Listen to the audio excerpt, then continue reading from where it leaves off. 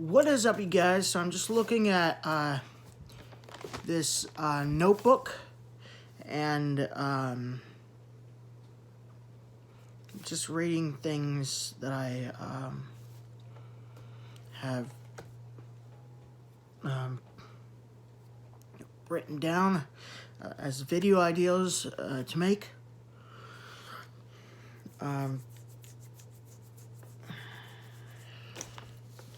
So here's the widget. Today's video is going to be God's reflection shines. Sorry, you guys, there's a car in the background. It snowed here and then everything's ice now. It's an ice storm. And somebody's trying to back out of their driveway to go somewhere, and they can't because of all the ice on the driveway, and they're trying to back out and they can't. I don't know why they keep trying. Anyways, really dangerous to go places now. Anyways, it gives a lot of warnings in the weather app. Ice storm, don't go anywhere, you know. God's reflection shines on the beautiful nature of this world. So what does it mean that God's reflection shines on the beauty of the nature of this world? Well, obviously, we know God is very beautiful because of his creation in this world. There's a lot of beautiful creatures, beautiful plants. Look up beautiful waterfalls or beautiful nature photos on Google Images, and you will not be disappointed. God created it all. He created it all. It's just so beautiful and magnificent. God is so beautiful, you guys. He's just so beautiful. Well, God isn't a he or a she. God is genderless. He's in the form of a man, because a father, the Bible mentions father, but he has no gender. He's a divine entity, a spirit, a divine entity spirit. God is a spirit being. So the reflection of God shines on this world because of how beautiful this world is. Not the sin or anything, obviously, but the nature. Nature is just so magnificent, you guys. Nature is so beautiful in this world. The clouds in the sky,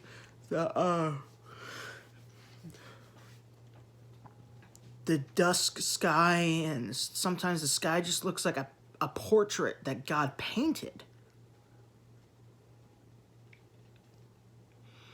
So it's just amazing, you guys. God is just so incredible. He's just so amazing. I give God all the glory, all the praise, all the worship, because of who he is and what he has done to save us from hell. He deserves all the worship, all the praise. What my favorite quote is that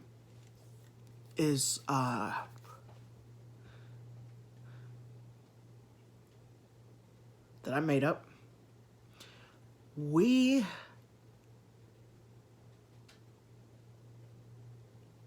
God owes us nothing. God owes us nothing. I'll say it one more time. God owes us nothing. But I'll say it slowly, we owe him everything. I told you I'll say it slowly. I'd be lying if I didn't say it slowly after I told you I'll say it slowly. I think I went a little overboard with that. Just a little tiny bit. But anyways, no, really, you guys. We don't, or God owes us nothing. He owes us nothing. We can't deserve anything from God.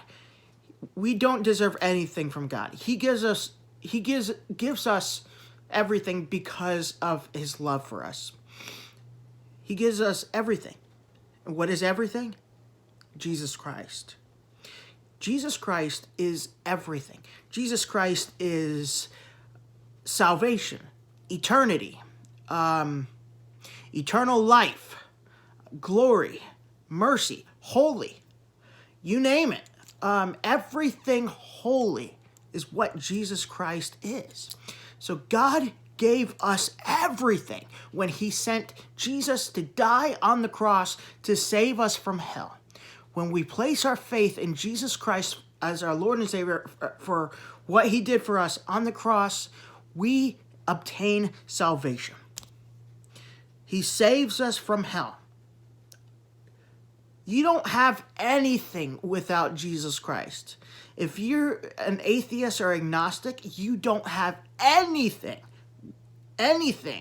except sin. You can't do, here's another good thing, really good quote that I made up. You can't do anything holy, anything righteous. All of our works are as filthy rags. Righteousness are as filthy rags compared to God's, the Bible states, right? So it's only through Jesus Christ, you guys. It's only through Jesus Christ that we can do righteous acts, true righteousness. True righteousness. We can do righteous and holy acts before getting saved and before as atheists or agnostics, but it doesn't mean anything. Why? Because we don't have the Holy Spirit. To have the Holy Spirit means you're holy. All of your good deeds or whatnot don't count. Don't mean anything without the Holy Spirit. When the Holy Spirit comes in your heart, then all of the good and righteous deeds matter. But not until then. So here's my quote. A good quote that I made up is,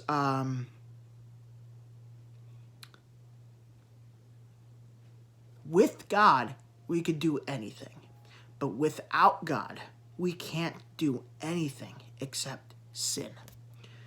Sin remains in our soul until we accept Jesus as our personal Lord and Savior of our lives. Then the stain of sin on our soul gets removed, and God promises to cast all of our sins away from us into the ocean of forgetfulness, casts all of our sins to the east, to the west. So it's utterly clear in the Bible that once we are forgiven of all of our sins, we're not held accountable for sins anymore, since the stain of sin on our soul is gone. Sin can't attach itself to our soul anymore. So we can't go to hell as true Christians. Now, the only people who are in hell that are, quote, Christians are people who claim to be Christians because they think being good enough to get to heaven is good enough to get to heaven. But in reality, it's not. Obviously. Because then otherwise, everybody would be in heaven. And here's the thing I've told you before. Good still has imperfection.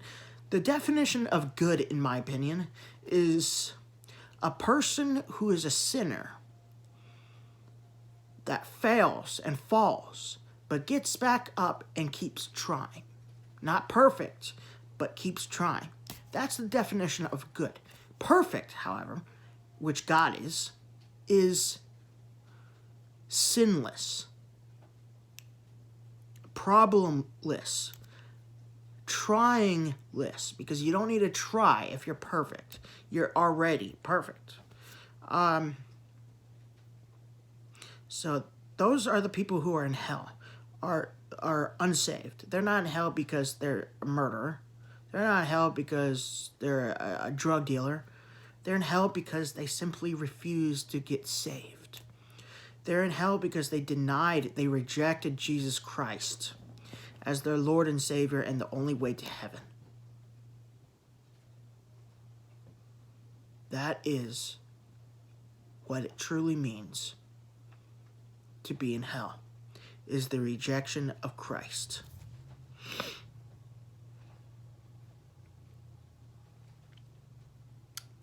So,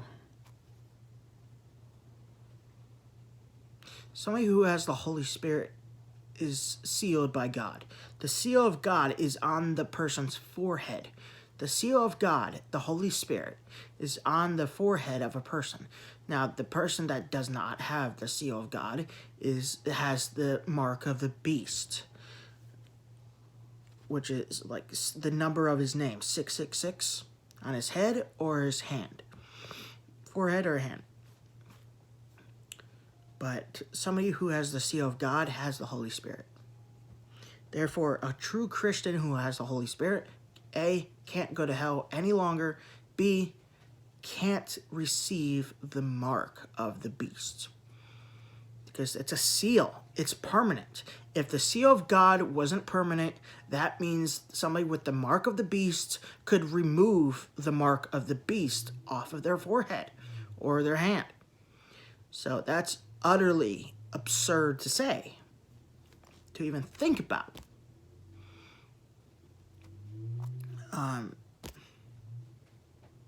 So yeah, I mean, I hope you guys enjoy this video, as always. The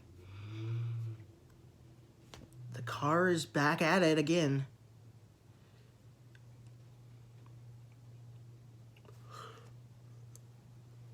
There's a yawn right there.